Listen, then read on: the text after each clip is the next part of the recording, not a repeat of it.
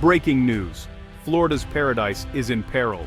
Once known for its endless sunshine and vibrant energy, the state now faces a crisis that threatens its very identity. We see the glossy images, white sand beaches, luxury condos, and a lifestyle that seems just out of reach for most. Tourists flock here for the promise of relaxation and escape, drawn by the postcard-perfect scenes. But behind the postcard, a different story is unfolding. Just blocks away from the glamour, entire neighborhoods struggle with poverty and neglect. Their stories rarely told. A quiet crisis is threatening the very people who keep the dream alive. These are the workers who make Florida run, serving, cleaning, building, and caring for others. This isn't a hurricane or a headline-grabbing scandal.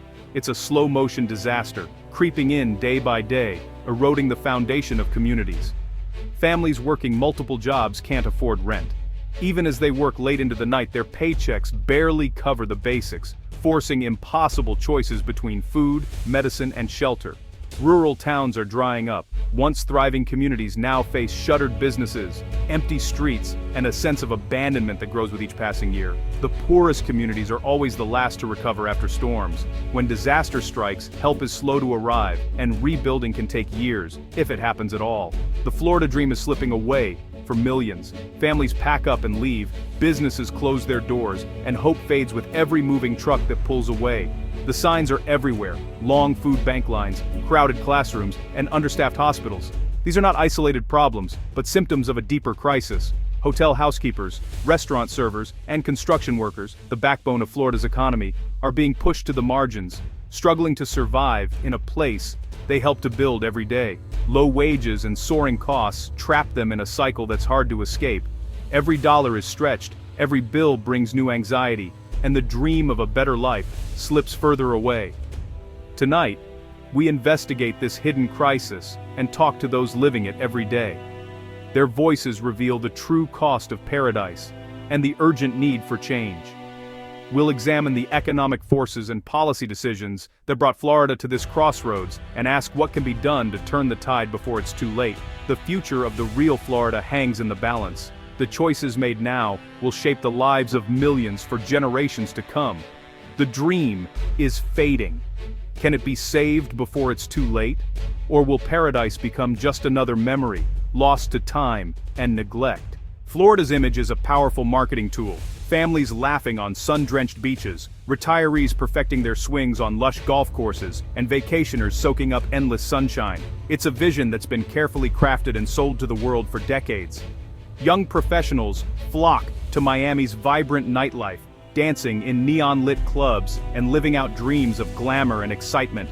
The message is everywhere, on billboards, in commercials, and across social media. Florida is escape, success, a permanent vacation where every day feels like a holiday. New residents arrive daily, drawn by the promise of no state income tax, affordable living, at least compared to other states, and a lifestyle that feels like a reward for hard work. They come seeking sunshine, opportunity, and a fresh start. But step away from the glossy tourist districts and postcard-perfect neighborhoods, and a very different Florida emerges. Here lives the other Florida, the people who service the dream. In aging apartments and crowded buses, they endure long commutes and constant financial anxiety, struggling to keep up with rising costs. For them, Florida is a daily grind, not a vacation. They clean hotel rooms for tourists, serve expensive meals to visitors and locals alike, and landscape golf courses, always close to the postcard life, but never truly part of it. Their labor keeps the dream alive for others, even as they struggle to get by. Consider a single mother working as a housekeeper in Orlando, cleaning luxury suites she could never afford to stay in, while her children attend overcrowded public schools, where resources are stretched thin and opportunities are limited. Her daily commute can stretch to an hour each way, eating up precious time she'd rather spend with her family. This is the reality for hundreds of thousands in Florida's vast service economy, people who work tirelessly behind the scenes to keep the state running. The divide is deepening, haves and have-nots living side by side, but separated by invisible walls of wealth and opportunity. The influx of wealth and new residents drives up housing costs, squeezing working-class families and making it harder for them to stay afloat. The two Floridas are drifting further apart with each passing year, and the tension between them is becoming impossible to ignore, shaping the future of the Sunshine State in ways that affect everyone who calls it home. Beyond the coast lies Florida's rural heartland, often overlooked and left behind. Once thriving farming towns now face quiet desperation. Shifts in agriculture, foreign competition, and corporate consolidation have hollowed out local economies. Jobs vanished, young people left, and main streets are lined with shuttered stores. Poverty rates here are often double the state average. Basic services are scarce. In places like Belle Glade and Pahokee, fertile farmland sits beside persistent poverty. Generations have worked the fields, but the work is seasonal and low-paying. Schools are underfunded, healthcare is distant, state resources flow to coastal tourism, while the interior is neglected. Residents feel invisible, their struggles ignored. For many in the heartland, the tide of prosperity went out long ago. Hurricanes are a fact of life in Florida, but not everyone faces the same risk. Poor and working-class communities live in older, less sturdy housing, often unable to evacuate. After a storm, wealthier residents rebuild quickly. Low-income families face economic ruin. Many are uninsured or renters whose homes aren't rebuilt. They rely on slow, inadequate aid. Hurricane Ian devastated both wealthy and working-class areas, but the poorest lost everything. Each storm pushes more families into poverty and homelessness, worsening the housing crisis. Recovery is tied to income. Those with less lose more. As storms grow stronger, Florida's most vulnerable pay the highest price. The cycle of disaster and unequal recovery deepens the crisis.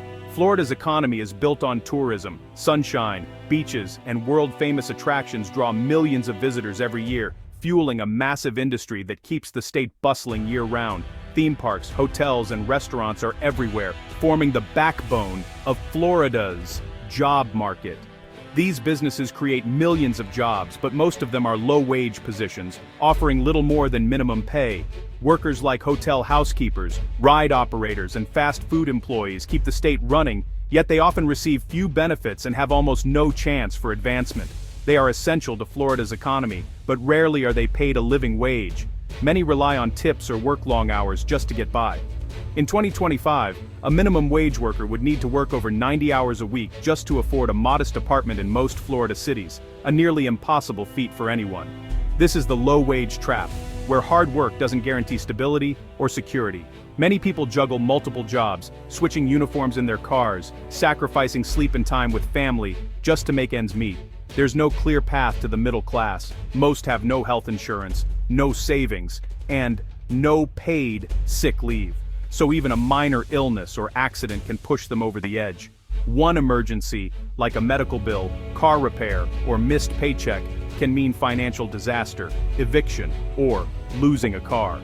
This isn't a fringe problem, it affects people of all backgrounds, ages, and communities across the state. Leaders often tout job creation and celebrate new openings, but they rarely address the quality of these jobs or the struggles workers face. The focus remains on quantity, not quality, on the number of jobs, not whether those jobs can support a family. Meanwhile, little is done to diversify the economy or attract higher-paying industries, leaving workers with few alternatives. As a result, Florida is building a permanent underclass, families stuck in cycles of poverty, unable to get ahead. Their livelihoods are trapped by the unpredictable whims of tourism, with little hope for lasting change. Nowhere is Florida's crisis clearer than in housing. Explosive demand and a flood of wealthy newcomers have sent prices and rents soaring. What was once affordable is now out of reach, even for teachers, firefighters, and nurses. Rents jump by 20, 30, even 50% in a year. Families face eviction and desperate searches for new homes. Long commutes become the norm as affordable units vanish. Even vital public servants can't afford to buy or rent in their own communities. State lawmakers have diverted funds meant for affordable housing, while luxury towers rise with ease. Proposals for affordable housing face fierce opposition. The result, a market catering to the wealthy, leaving everyone else behind. The squeeze on Florida's working families goes beyond rent. Rapid, unplanned growth strains public services and infrastructure. Car dependency is a financial burden. High insurance, gas, and maintenance costs eat up budgets. Long commutes steal time and money. Schools are overcrowded with some of the lowest per pupil spending in the country. Healthcare is hard to access, especially in rural areas. Rising costs for groceries, utilities, and childcare force impossible choices. For families on the edge, every expense is a source of stress. The daily grind is taking a heavy toll on millions. All these pressures, low wages, housing, strained services, widen the gap between rich and poor. Florida is a state of extremes, the super rich in gated communities, and millions living on the edge. The Alice population, asset limited, income constrained, employed, work essential jobs, but can't cover basic costs. One crisis can push them over the brink. The social safety net is thin, limited unemployment, childcare, and elder care. Upward mobility is slipping away. Good education, affordable college, and career jobs are harder to find. Growing inequality erodes trust and hope. When people feel the system is rigged, resentment grows. The two Floridas are drifting apart in experience and expectation. This deepening gulf threatens the state's stability. The future of Florida depends on bridging this divide. Florida stands at a crossroads. The current path, low-wage jobs, endless sprawl, neglect of the vulnerable, is unsustainable. Warning signs are everywhere. Housing crisis, deepening poverty, disaster risk. The paradise is cracking. If nothing changes, Florida will become a playground for the elite, serviced by a permanent underclass. Communities will be segregated by income, the social fabric frayed. The state's natural beauty and energy will be threatened by unplanned growth and neglect. But this future isn't inevitable. Real change means investing in affordable housing, diversifying the economy, and strengthening the safety net. It means smarter, more sustainable growth for all communities. This isn't partisan. It's about survival. The choices made now will decide Florida's future. The time to act is now, before the dream is lost for good.